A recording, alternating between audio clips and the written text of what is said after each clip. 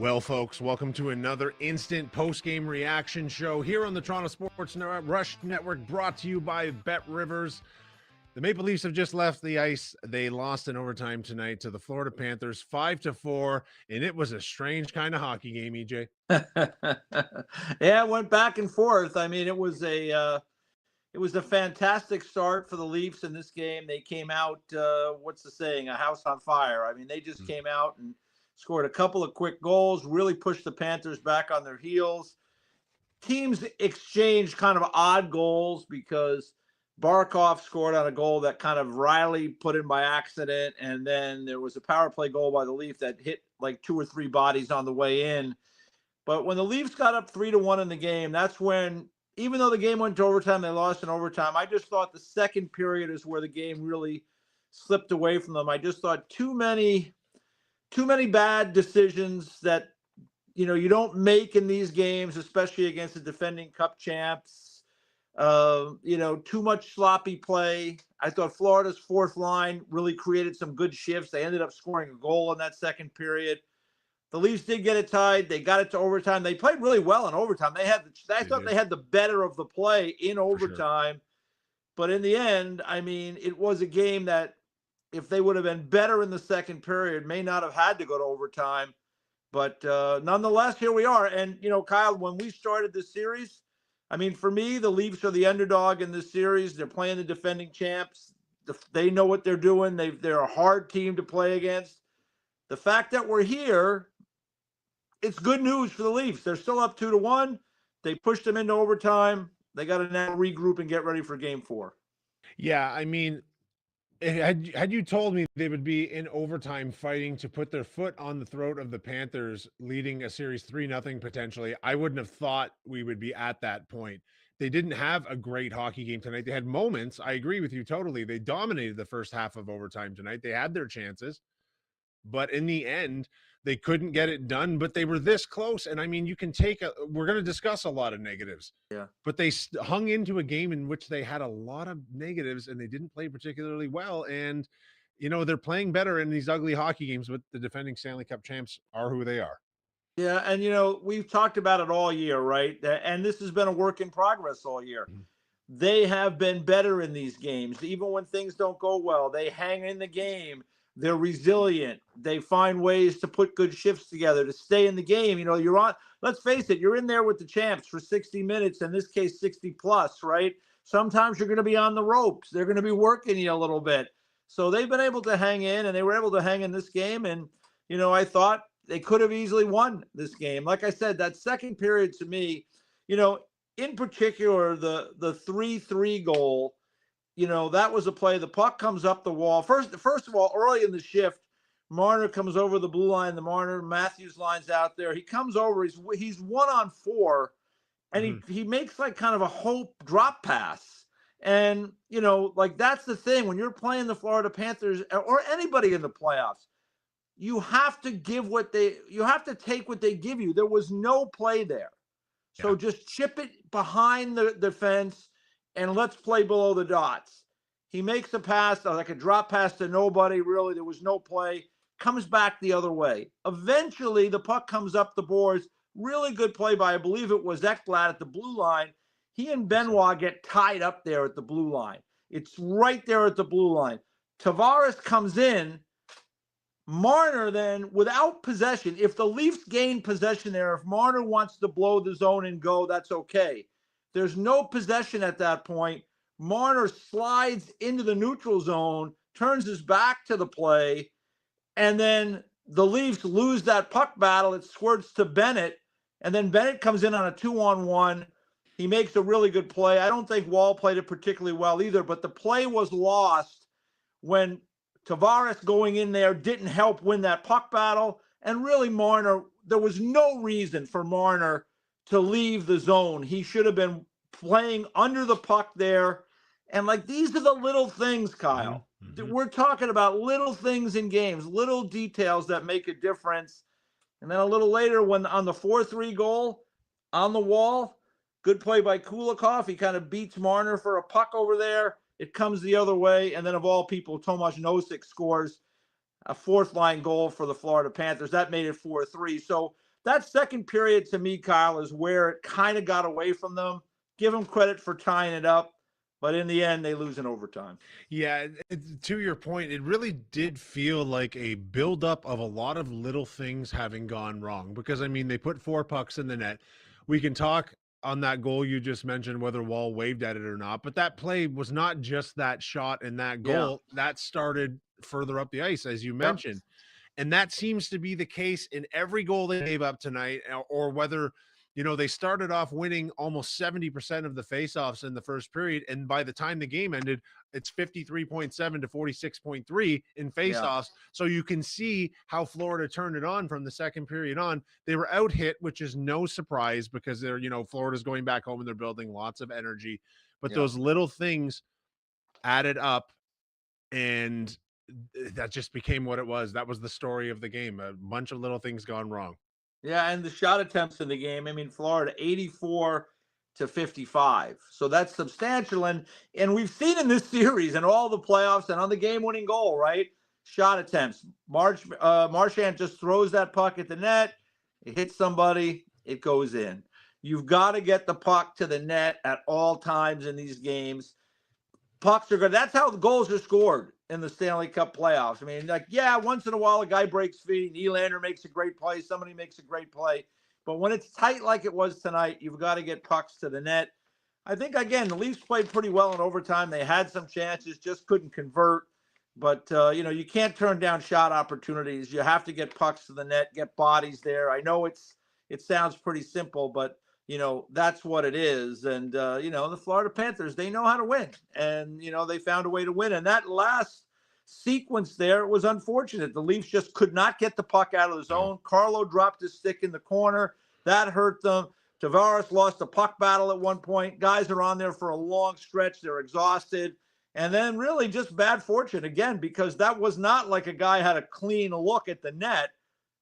Marner just shoots it. It hits Riley and just kind of goes up in the air and over Wall and into the net. So I think this is one of those games where Craig Berube, get the tape out. Let's look at some of the things we can do better. Let's look where we need to be under the puck. Let's manage game situations a little bit better. There were a lot of positives in the game.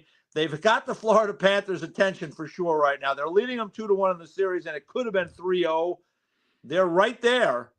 So we'll see what they can come up with and they can bounce back in game 4. And Kyle, I think one thing we can say about this Leafs team, they're not going away. So, no. It'd be very, very easy to claim doom and gloom at this moment with the team right now, but it's just not like that.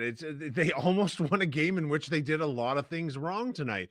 Yeah. So if you're Florida, what are they saying in the locker room tonight? Because they were all over the place tonight too. Like they played a little bit more. If we discount the first period, they were the better hockey team, but not the whole time. So No. they're still on their heels to a degree here. The series. Go ahead. Sorry. Yeah, good. No, I just was going to say the Florida. If you're the Panthers, I think you got to start much better, right? They haven't been starting well in these games. They've got to start much better, and I think they've got to clean up some details too, Kyle. I mean, and that's the Leafs. They've won puck battles. I'll tell you, full marks. Listen, we know the star players on this team, but Matthew Knies is a gamer, baby. Yes, he is a gamer. Like, it's hard to believe that he went 57th overall in his draft year. I mean, there's some scouting directors that are going to be looking back on that and shaking their heads. Good for the Leafs to get him because he is a gamer. Yeah, he's really, really shown up in the playoffs. And it's not just that, we're talking constantly about the role Austin Matthews is playing, not scoring all the goals right now, but playing a 200-foot game and having him constantly on, at his side to pick up that, to have someone defeated to when he draws attention to himself. And Knies all year long, and certainly all playoffs long, has not been missing those opportunities. He almost ended it in overtime tonight. Yeah, the thing I like about Knies the best is that he just wins puck battles. He's tenacious on the puck. Listen, we know he can score. We know he's got offensive skills, but he's the kind of guy, Kyle, that you want on your team in the playoffs. He's a big body guy. His nose is always in the middle of things. He has good puck skills, and he wins puck battles. More often than not, he comes away with the puck, and if he doesn't, he leaves a mark on his opponent. And, the Florida Panthers like to do that. It's good to see the Toronto Maple Leafs have some players that can do that as well. And Knies has been really impressive, really throughout the year, but in the playoffs, even more so. Yeah, and back to what the coaches take into the locker room tonight. Again, it's that even hand that Berube's approached this team in this season with all year long.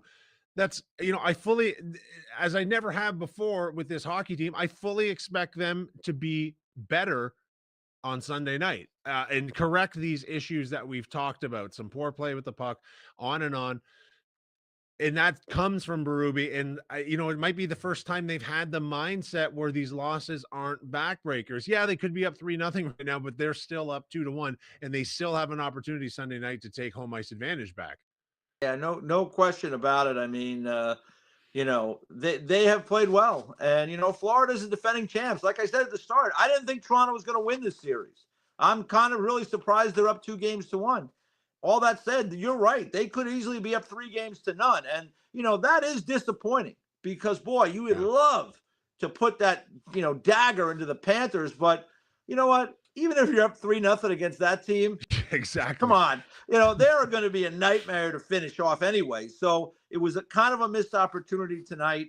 But listen, all you can do is get ready for the next game and get ready for game 4 and, try to clean up some of those mistakes situationally. And if you get a lead in the game, play a little bit smarter because, like I said, I don't want to pick on Marner. He does so many good things for this team. But there are the occasions when, you just have to be playing situational hockey. And, there was a couple occasions in the second period, and he was not alone, but those were the glaring ones that stood out to me.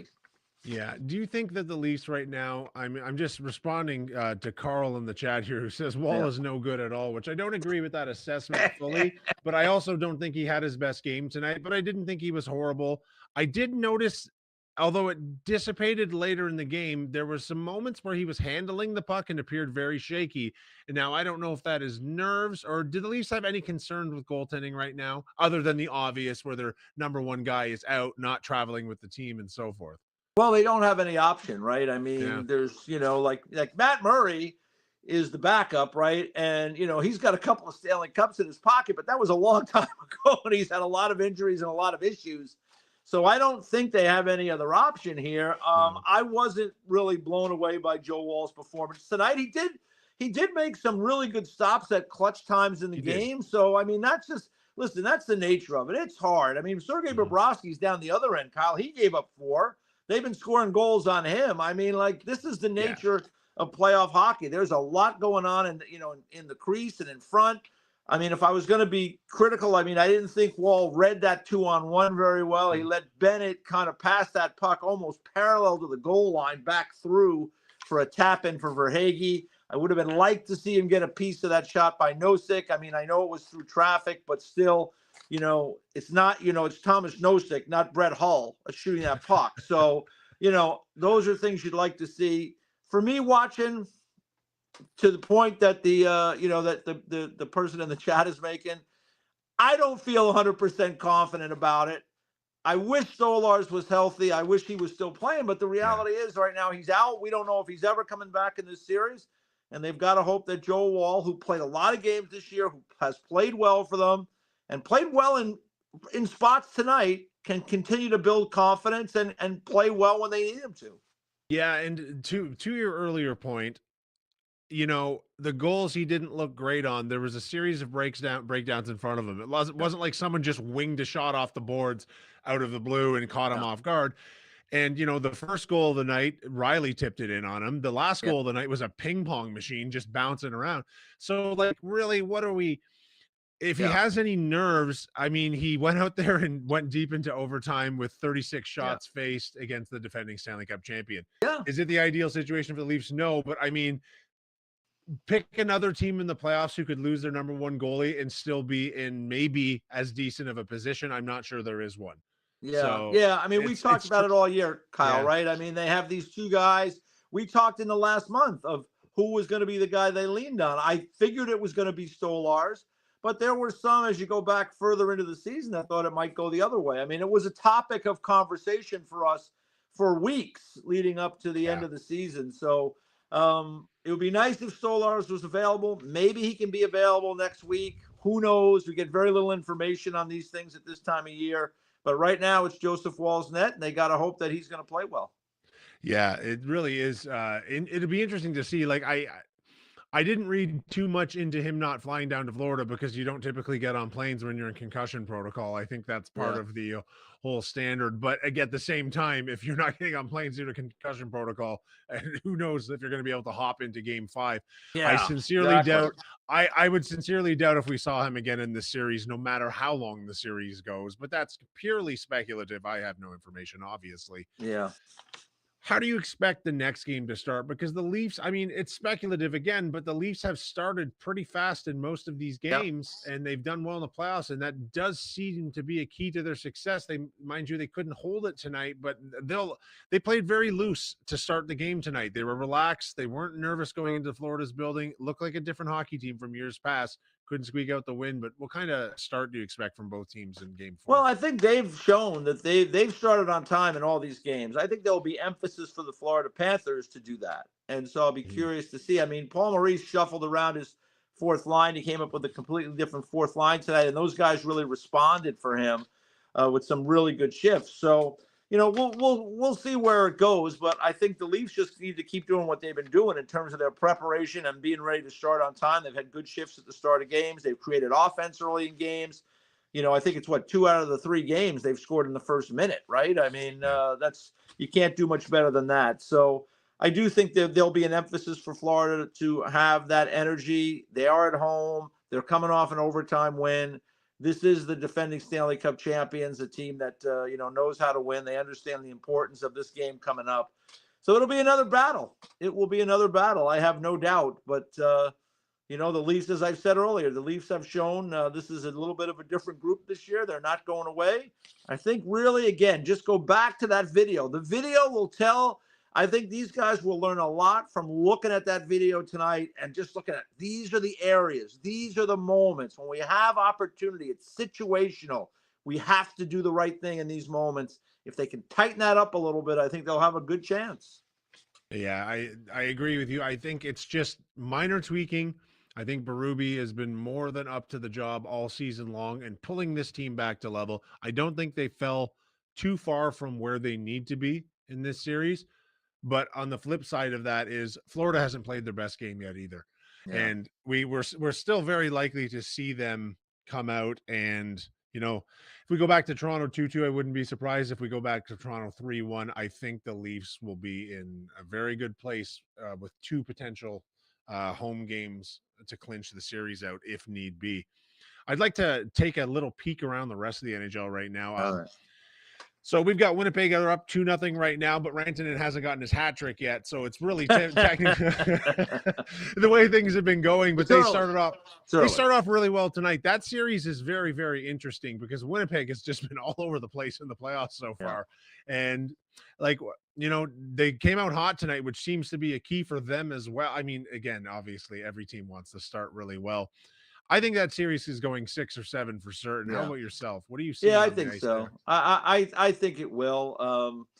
They get Morrissey back. Robertson came back in for Dallas. Still no Heiskanen. But these are 2 pretty evenly matched teams. I think we talked about previously, and these 2 teams during the regular season, Winnipeg really handled Dallas pretty well. Now, you have Rantanen as part of the picture now, and I think Pete DeBoer has done something really interesting.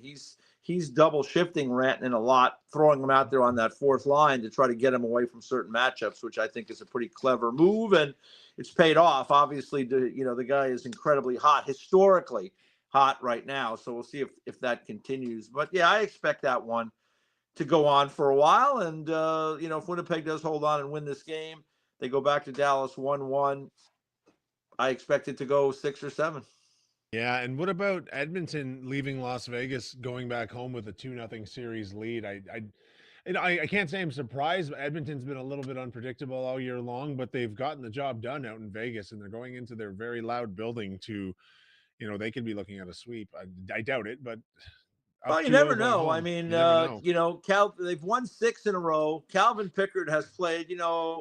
Some nights he's played just well enough to win. I thought he played really well in the game in game 2 when they won in overtime. Now they got a great break in overtime when there should have been a penalty called on Arvidsson for an obvious tripping penalty right in front of the official. Didn't blow the whistle. I mean, that's life in these playoffs. I mean, I'm sure the Vegas Golden Knights, if we went back and looked at their cup run when they won the Stanley Cup, there are probably some plays along the way that they got a favorable bounce or a favorable call that either was called or wasn't called that helped them. McDavid and Draisaitl, just a great play. I mean, that's just a hard rim around all the way up from Bouchard. Terrific play by Corey Perry and kind of caught the Vegas Golden Knights in the neutral zone. And McDavid was just flat out flying. Very few could stay with him. Eichel was back, but Eichel's not a defenseman. He just couldn't handle McDavid. Yeah. And then a great finish by Draisaitl. I won't count Vegas out, but they're going to have to get better goaltending from Adin Hill for sure.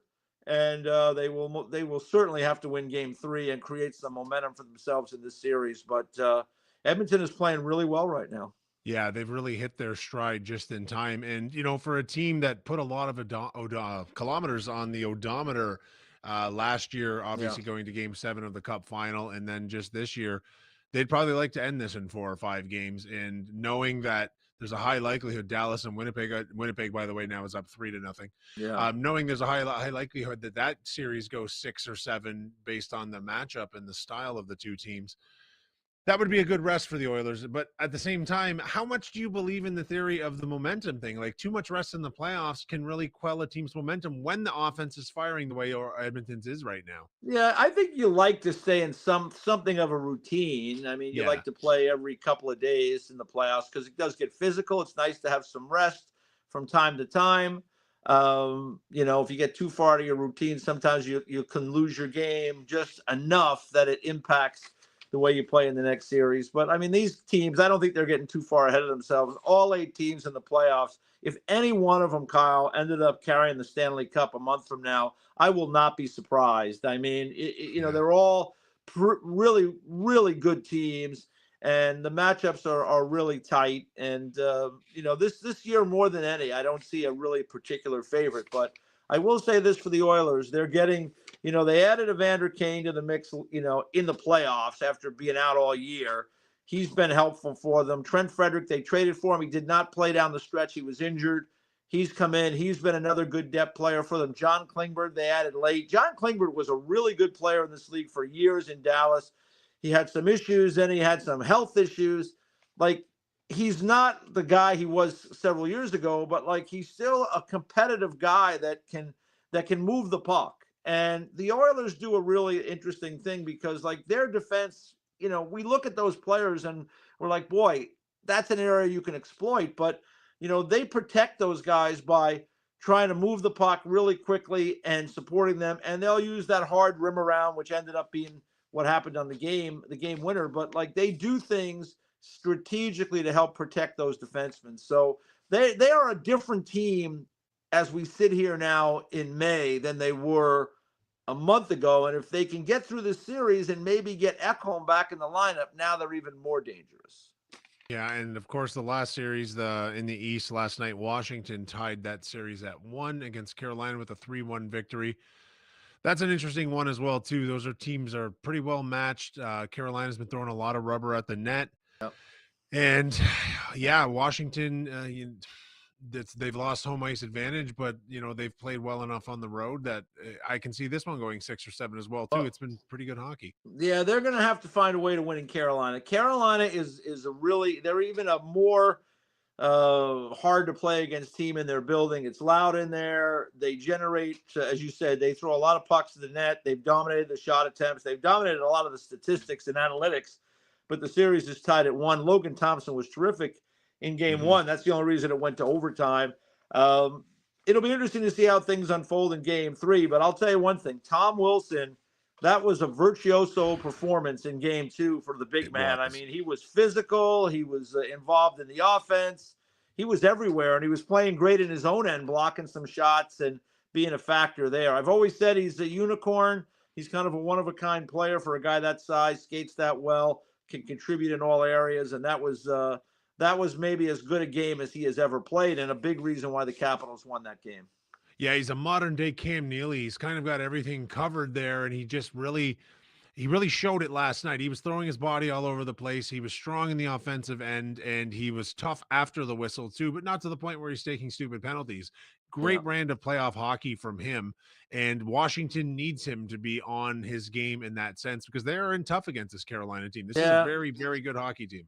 They play the same way all the time. They're going, right up the ice. They're trying to attack all the time. They're hard to deal with. It'll be an interesting couple of games in Carolina. I mean, I do think Carolina. I liked Washington in the series, but I do think that Carolina can hold serve at home. So that'll be the thing. If they win their home games, obviously they win the series. So we'll see if they can do that. One final note I wanted to mention about the Leafs and the Yes, Panthers, please. Kyle, moving forward is, Matthew Tkachuk missed the end of the regular season, right? For the last couple of months. He came back in. He's been helpful, but he doesn't quite look like the same Matthew Tkachuk. And at one point, he went down the tunnel. He came back. I would assume he is not 100%. I would suggest that when you have an opportunity to finish a hit hard on Matthew Tkachuk, that you do it because, let's face it, they're not looking to help you out. They knocked your goalie out of the series. This is hard hockey right now. Sam Bennett went right through, Yarncroc tonight. And, those are the guys. I mean, whenever they can finish hard on Bennett, finish hard on Tkachuk, those are things that I think, that will help them throughout this series. Don't go out of your way because you don't want to put yourself in a bad position. But there's opportunities in this game to deliver a blow, finish a hit. And I think particularly on those two guys, they have to continue to do that. And EJ, I think that's a great place to wrap it up because once again, you've pointed to another small detail that they just need to polish to get themselves back to being a better team on the ice. And that's what tonight came down to. Nothing major and glaring, just this compilation of not so great moments for the Toronto Maple Leafs led to a 5-4 loss in overtime. Anything else? That's it, Kyle. We'll be looking for. I am looking forward to Game 4, and I would, the last thing I guess, if I was a Leaf fan, I'd really be proud of this team because they have played well all year. They won the division. They had some adversity against Ottawa. They took care of that. They're in a series, they're in a heavyweight fight with the defending champions that have, really, I would say, more depth throughout their roster than the Leafs do. And yet here they are, and without their starting goalie, and here they are. So I think Leaf fans should really, I know there's a lot of history in the past, and we can dredge it all up. Throw it away. This team is a different team in my view. No matter how this unfolds, this team has played really, really hard, and they've earned. I think they've earned the respect of the fans. They're still leading the series. They haven't lost a game at home. It is far from time to panic. They lost a game in overtime that they almost had no business being in towards the end.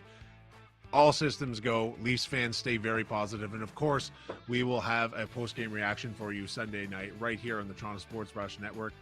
Brought to you by Bet Rivers. Thank you once again for joining me. Again, my name is Kyle Andrew, and I was joined tonight by the lead NHL Network analyst, Mr. EJ Hradek. Thank you, and see you guys soon.